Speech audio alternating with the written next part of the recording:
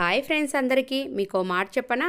ప్రతిరోజు మనం నిద్ర లేచిన దగ్గర నుంచి పాలు, కాఫీ, టీ, రాత్రి తినే చపాతీ వరకు ఎక్కువ స్టవ్ పైన చేస్తూ ఉంటాము. మనతో పాటు మన ఇంట్లో వాళ్ళందరూ ఆరోగ్యంగా ఆనందంగా ఉండడానికి ప్రయత్నిస్తూ ఉంటాం కదా. అటువంటి స్టవ్ను ఎలా పూజించుకోవాలో ఈ వీడియోలో చూపిస్తున్నాను. మనం దేవుడికి పూజ ఎంత భక్తితో చేస్తామో మన ఇంట్లో వాళ్ళ కోసం అంతే ప్రేమగా శ్రద్ధతో మనం వంట అనేది చేస్తూ ఉంటాము. అటువంటి వంట చేసే స్టవ్ను ఎలా పూజించుకోవాలో చూపిస్తున్నాను. ఇంటికి ఆగ్నేయంలో వంటగది అనేది వస్తుందండి.